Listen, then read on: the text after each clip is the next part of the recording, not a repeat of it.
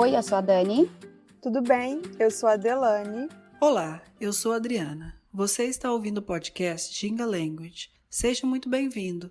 Esse podcast é um projeto independente criado por 3 mulheres nativas brasileiras voltada para o ensino de português como segunda língua.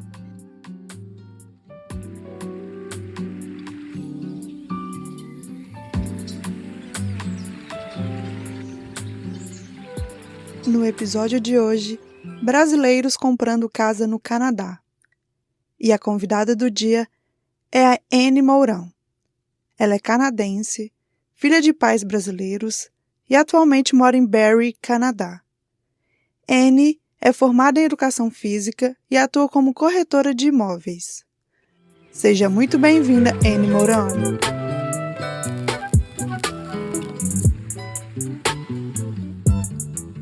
Olá, Anne, tudo bem? Tudo bem. E vamos começar então com a sua relação do Brasil e o português.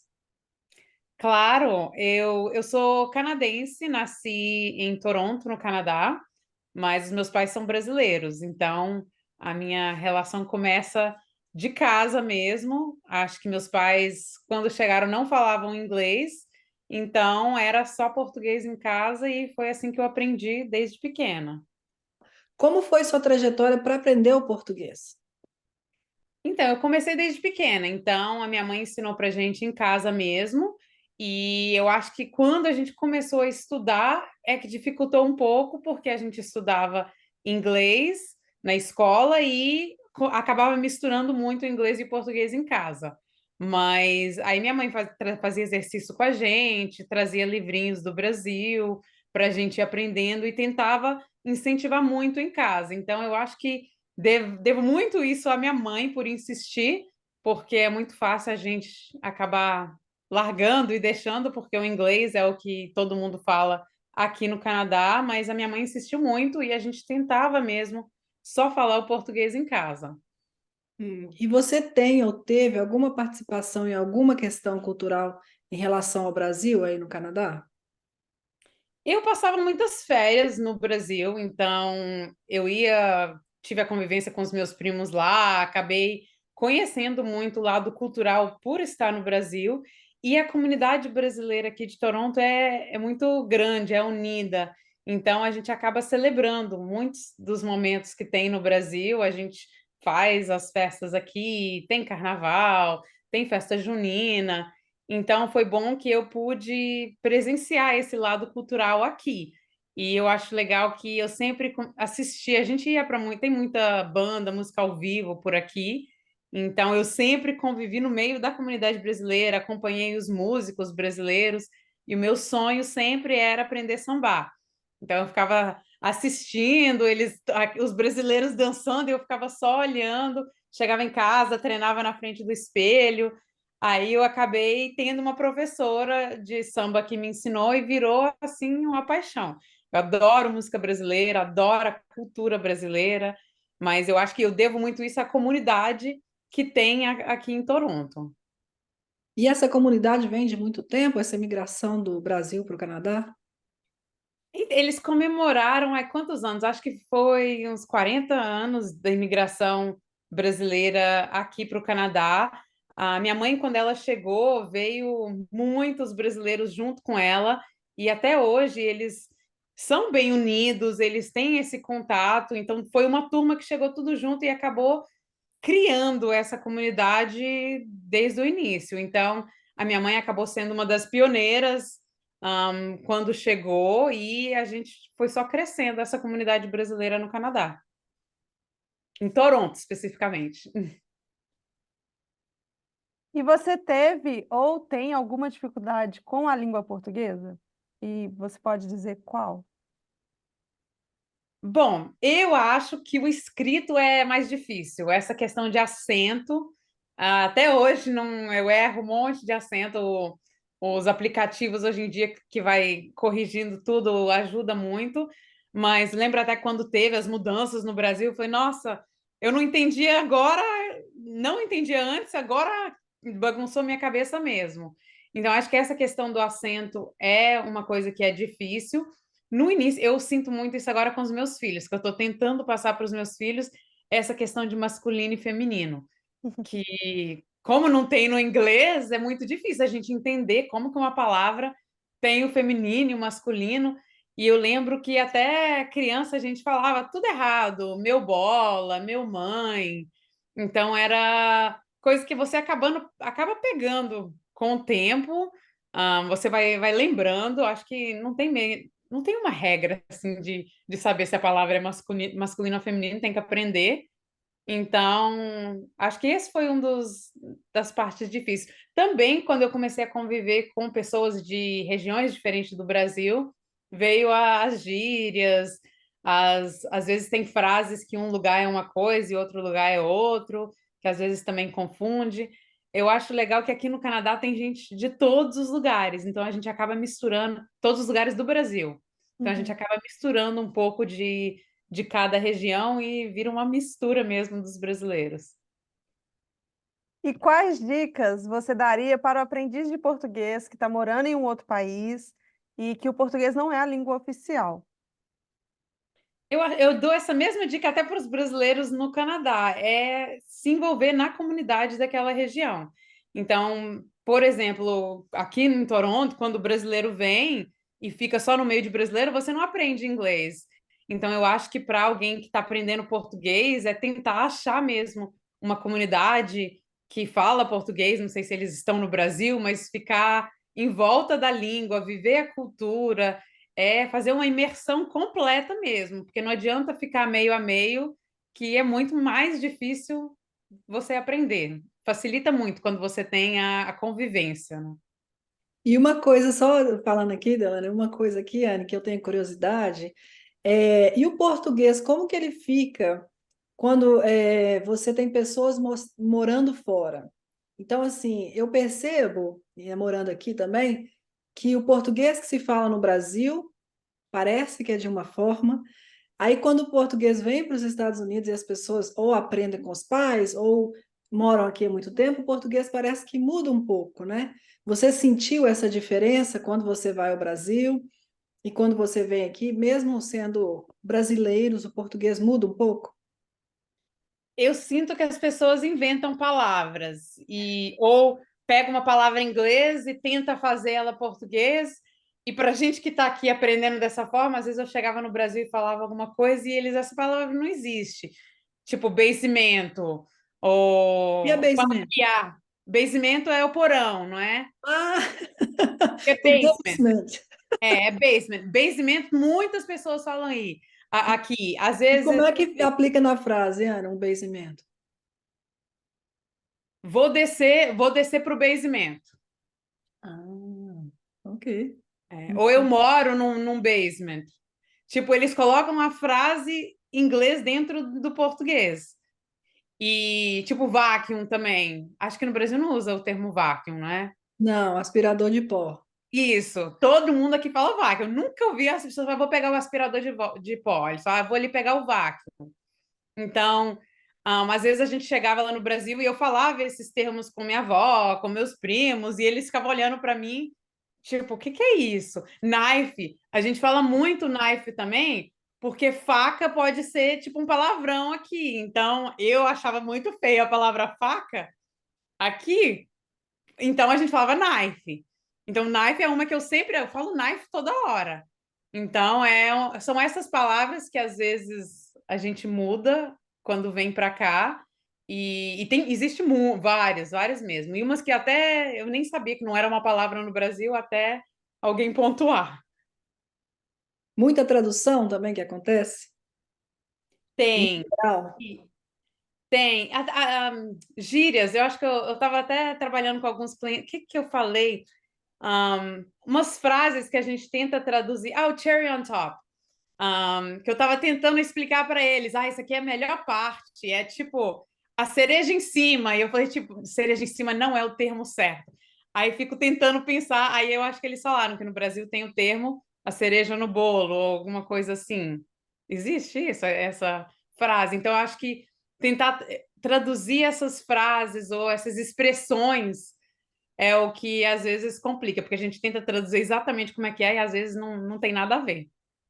E voltando só um pouquinho no que você falou sobre o masculino e o feminino das palavras, né? O meu filho, com 4 anos, está falando o português e ele sempre erra também. E eu falo assim com ele: é 50-50%. Ou é A. E ele sempre vai no contrário. E às vezes nem a palavra termina com A. A conjugação também, ele fala, se eu falo eu gosto, ele fala ela gosto, mas ele agora falou que gosto é para masculino, então é sempre quando for ele é gosto, e sempre quando for ela é gosta. Aí fica essa confusão toda, coitado. Mas igual você falou, é com o tempo, né? É o ouvir que vai É. dar exemplos. Eu acho que é treinando, né? Não tem como, não tem um livrinho de regras falando nessa situação é masculino, nessa situação é feminino. Então, acho que é na prática mesmo. O obrigado e o obrigada eram um que sempre me confundia, porque antes eu acho, tipo, se é para com quem você fala ou se é de você, o obrigado e o obrigada. Então, são coisas assim que eu acho que é costume, a gente tem que treinar para aprender. Quando você foi para o Brasil, alguma gíria, alguma expressão que você não entendeu completamente? Você lembra de alguma? Ah, eu sei que porque meu marido, ele morou muito tempo no Brasil e às vezes ele falava que eu sou muito de granja. Aí eu falei, gente, que é isso de granja? Aí ele falou, sabe, aquela pessoa criada assim no apartamento, vem. Aí, tipo, é outra coisa. Uma pessoa criada no apartamento. É um termo que. E daí? Aqui todo mundo é criado no apartamento. São, tipo, esses jeitos, assim, essas gírias que às vezes aqui a gente não entende, porque não tem o mesmo significado do que lá no Brasil. E quando você está fora, né? Igual você está no Canadá, quando você vai ao Brasil, o que que você sente do estilo de vida que seja diferente assim entre os dois países? Eu acho super interessante. Agora, eu estou morando aqui na região rural. E eu sinto, eu acho muito legal que eu tenho uma relação com as pessoas que isso é uma coisa muito comum para o brasileiro e tem até uma lembrança assim de criança, como é que chama? Lembrança efetiva. Afetiva, aham. Assim, galinha e ter animais, todo mundo já teve essa experiência no Brasil. E aqui, quando eu fui para o Brasil a primeira vez e fui visitar a fazenda, era uma coisa de outra. Aqui é zoológico, a gente não vê animal fora do zoológico. Então, eu acho que essa questão com os animais, com a vida rural, era uma coisa que, para mim, era muito diferente. E eu estava pensando isso hoje, se quando eu vou para o Brasil, parece que as pessoas vivem mais calmas. Tipo, a vida não é tão acelerada igual é aqui no Canadá. Agora, eu fiquei pensando, será que é porque eu ia passar férias lá? Ou se realmente é mais calmo? Porque eu sinto que até no final de semana a gente não consegue relaxar. A gente está sempre. Não tem. Às vezes a gente sentava lá no Brasil, vamos sentar para tomar um cafezinho de tarde.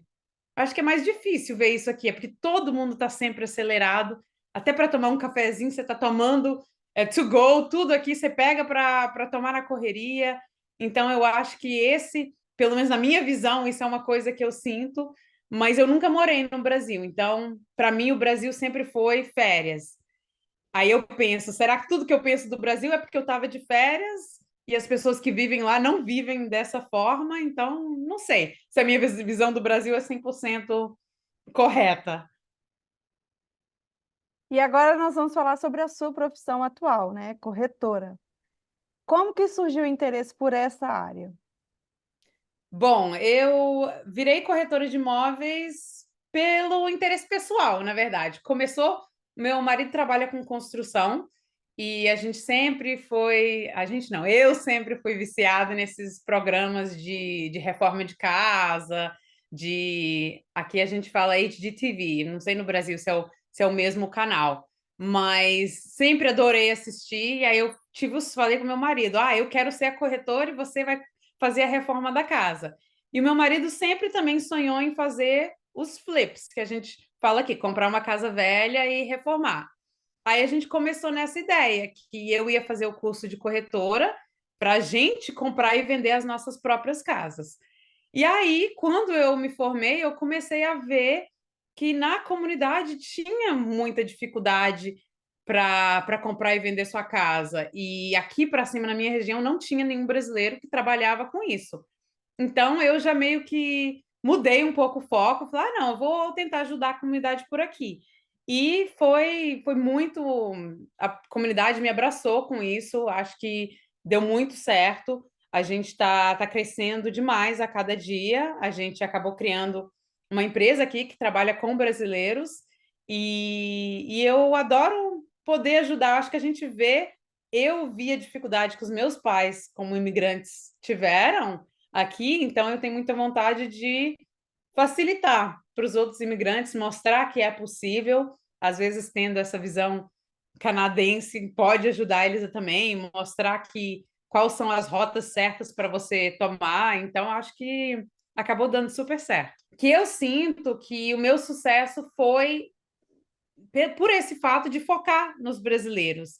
Porque todo mundo pergunta: nossa, você é canadense, por que você não trabalha com canadense? Por que você foca o seu negócio todo em brasileiro? E eu acho que trabalhar com um nicho tão específico foi o que trouxe esse diferencial para mim. Então, como eu ofereço todos os meus serviços em português, como eu explico tudo, todos os contratos em português, todo mundo me procura especificamente para isso. Um canadense não vai precisar desse extra no processo, porque eles já entendem. Então, eu acho que isso foi um diferencial mesmo no meu negócio. Voltamos após um breve intervalo. We'll be back after a short break. If you like our work, please consider supporting us at Venmo at Jinga 2022. You can follow us on Instagram, Facebook, and Twitter at Jinga Language. We also offer free Brazilian Portuguese classes on meetup.com. And if you're interested in having classes with us, or if you have any comments or questions, please contact us at jinga.language@gmail.com. Thank you for listening. Quais são os processos para se tornar uma corretora no Canadá? Então, o processo muda de acordo com a província que você está. Eu estou em Ontário e o processo aqui em Ontário, eles são regulamentados pelos órgãos provinciais. Então, aqui tem que fazer um curso de especialização, é um curso técnico, que é oferecido pelo Humber College. É um curso, são 5 cursos, tem 4 provas, tem 2 períodos de simulação, que você entra e faz o roleplay. Não sei como fala em português o roleplay, mas das transações. Então, é um período bem tudo muito online. Eles acabaram tirando. Antigamente tinha aulas presenciais, mas agora tudo é online. E eu não tive dificuldade nesse processo do curso. Eu acho que eu tenho essa facilidade de aprender online, mas eu acabei conversando com muitas pessoas que estão no curso, ajudando outros brasileiros também. Às vezes, com a língua, tem essa dificuldade. Mas o curso em si, para mim, não é o difícil. O difícil é quando você entra mesmo no mercado imobiliário. Quando eu fiz o curso, eu já tinha comprado, vendido minha própria casa, eu já passei pelo processo. E eu sinto que às vezes as pessoas entram no curso nu e cru, assim, não conhece o processo, então acaba conhecendo tudo lá no livro. E eu acho que quando você passa no ao vivo é completamente diferente. Então, eu acho que, como toda profissão, você aprende a parte técnica e depois no dia a dia muda muito. E é aí que você vai aprendendo de verdade. Você diria que seus clientes são majoritariamente brasileiros? Quase 100%, viu? Eu acho que talvez nem 5% dos meus clientes são canadenses, e quando são canadenses é casado com brasileiro, ou... todos os canadenses são casados com brasileiros, então 100% brasileiros meus clientes. Para comprar uma casa aí, precisa da cidadania ou estrangeiros podem comprar casa aí? Até podem comprar casa, mas o governo colocou uma taxa que chama Non-Resident Tax, que é uma taxa para quem não é residente permanente no Canadá. Então, você tem que pagar 25% do valor da casa direto para o governo, sem contar com o valor de entrada e nada. É um extra que muitas pessoas é quase impossível você pagar esse valor a mais. Então, as pessoas preferem esperar pegar a residência permanente antes de comprar casa. Eles tentaram fazer isso porque tinha muito estrangeiro comprando casa e dificultando o processo para quem realmente mora aqui. E tem assim como ajuda para quem compra a sua primeira casa? Tem vários programas do governo para quem tem renda baixa. Então, eles oferecem ajuda na entrada, você ainda tem que colocar pelo menos 5% no valor da sua entrada da casa, mas o governo tem vários programas para te ajudar. Tem outras formas também, programas de investidores que podem também ajudar. Então, acho que a gente tenta mostrar todas as opções para os nossos clientes para ver qual que é a melhor rota para você fazer. O surgimento do Airbnb, como que ficou para vocês e se o Airbnb aí é forte, né? Ou se tem até outro sistema aí de aluguel de casas? Então, o Airbnb é muito forte aqui para aluguel de curto prazo. Normalmente, os corretores não trabalham com esse tipo de aluguel, porque a gente recebe a comissão baseado em 1 ano de contrato.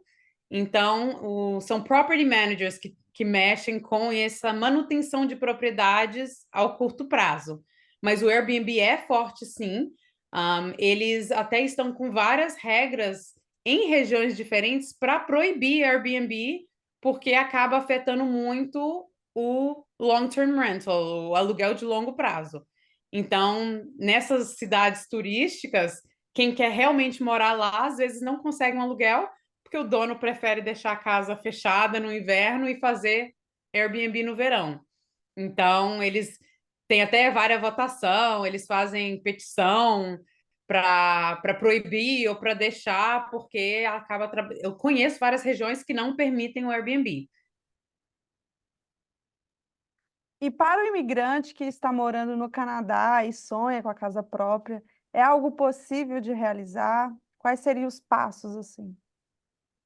Eu sinto que eu sempre faço essa comparação que eu acho que no Brasil é um sonho muito difícil de ter a casa própria. E aqui é muito acessível tendo o planejamento. Então, eu acho que o primeiro passo é mesmo sentar e conversar com alguém sobre a sua situação. Eu acho que o problema é que muitas pessoas vão ouvindo no jornal, vai seguindo as notícias, ou conversa com um amigo, e às vezes o amigo teve uma experiência ruim e eles já acham que para eles vão ser do mesmo jeito. Aí eu sempre falo que cada caso é um caso, que é importante você analisar a sua situação específica e a gente até começou a oferecer um serviço que é o análise financeiro, que é para você ver a situação que você está hoje em dia financeiramente, para ver se você consegue comprar uma casa hoje ou qual é o seu plano de ação para comprar futuramente. Uma outra coisa é que esse serviço normalmente não é oferecido por corretores. Tem dois profissionais que trabalham no início do processo da compra da casa, que é o mortgage broker, que trabalha com financiamento, e o real estate, que trabalha com a compra e venda da casa.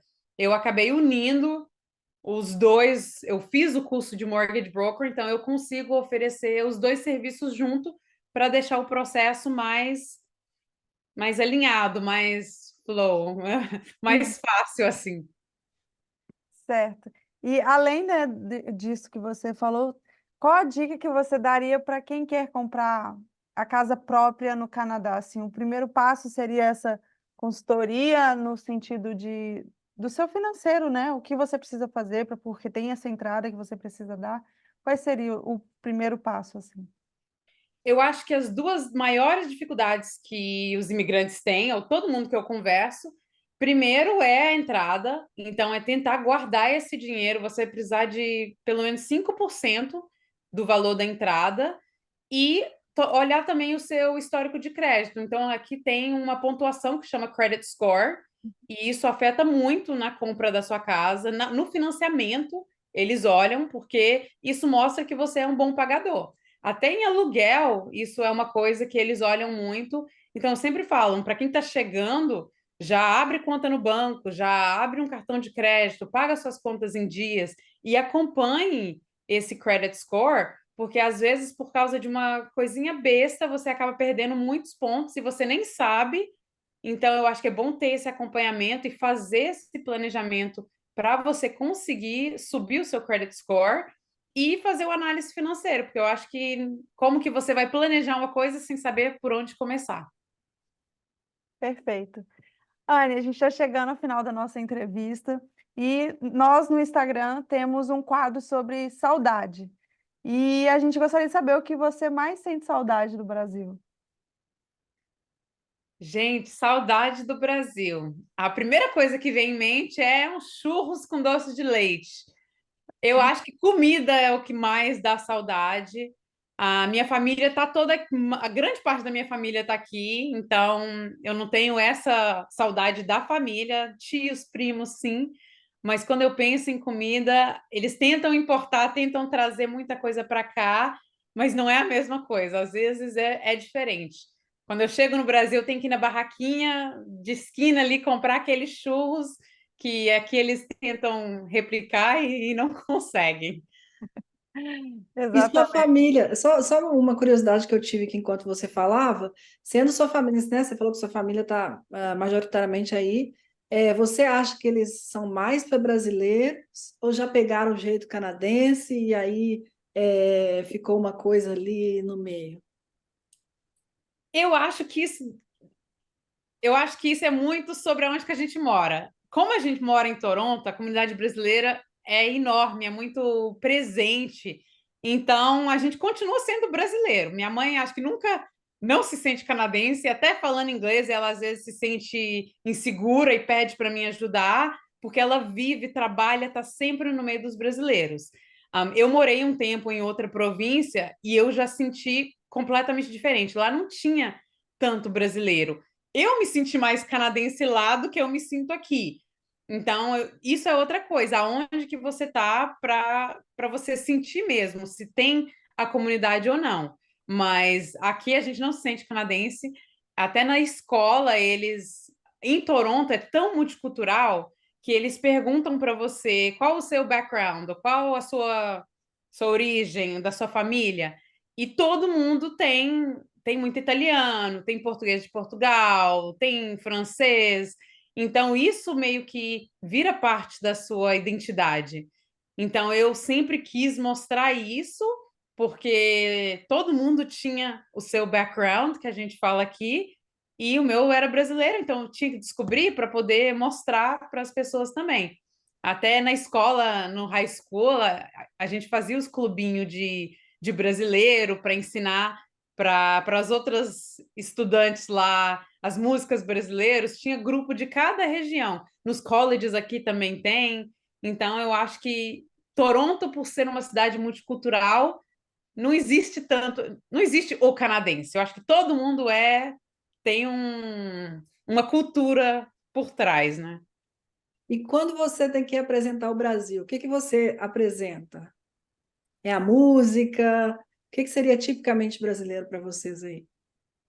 Eu acho que a energia e simpatia do brasileiro é uma coisa que todo mundo repara, que brasileiro é aquele que abraça, já chama você para ir para dentro de casa, e o canadense é completamente diferente, então acho que isso muda muito. É, hospitalar, né? Sempre aceita todo mundo como família. A música, com certeza, eu acho que o samba é muito contagiante, o ritmo das músicas brasileiras. E a comida. Eu sempre levei as comidas para eles experimentar, porque, gente, não tem comida igual do Brasil. E isso é outra coisa, que não é só comida do Brasil, é a comida de cada região. A minha família é mineira, e, gente, eu sou suspeita a falar, mas a comida mineira é muito boa. Então, minha mãe sempre cozinhou, a gente cresceu comendo do jeito brasileiro. A gente nunca teve comida canadense em casa, às vezes eu nem sei o que que é uma refeição canadense. Então, acho que isso é o que é o Brasil e eu sempre tentava mostrar isso para minhas amigas. E qual é a comida que fez maior sucesso aí, comida brasileira? Foi a coxinha? Foi o pão de queijo? O que que foi? O tropeiro. Brigadeiro, todo mundo adora o brigadeiro, mas a minha mãe faz uma canjiquinha maravilhosa e eu acho que isso sempre, minhas amigas sempre gostavam, mas eu acho que quando a gente levava para a escola, assim, é o brigadeiro mesmo. Até que hoje em dia o brigadeiro já virou meio que um ponto. Em Toronto já tem várias lojas de brigadeiro e está sendo conhecido mesmo por uma coisa brasileira aqui fora do Brasil. Muito bem. Maravilha. Anne, a gente agradece a sua participação no podcast. Foi ótimo. Os nossos ouvintes do Canadá vai adorar saber também esse processo na questão de comprar uma casa, porque, assim, você é imigrante em outro país, é, às vezes você acha que é uma questão muito complexa, você não consegue comprar uma casa própria, é só para quem é nativo e tudo mais. Então, você trazer essas, explicações, eu acho que vai ajudar bastante o pessoal também. Muito E obrigada. tudo que você deixou para divulgar, né, sobre o seu trabalho, a gente vai deixar na descrição aqui do seu episódio. Então, quem, né, tiver esse interesse, estiver no Canadá e quiser procurar por ela, a gente vai deixar seus contatos. Eu que agradeço também esse projeto incrível. Eu estou nesse processo de ensinar o português para os meus filhos agora, então eu vejo como é difícil. Então, tendo ferramentas assim ajudam muito. E boa sorte aí com todos os projetos. Vou continuar acompanhando. Parabéns pela iniciativa e muito sucesso para vocês. Obrigada, Ana. Obrigada, viu, Ana? Tchau, tchau. Tchau, tchau.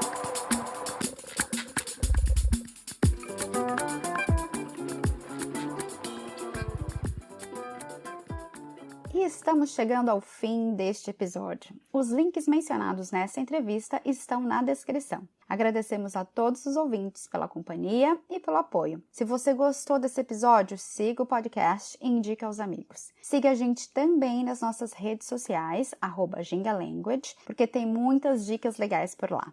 Até mais, gente! Tchau!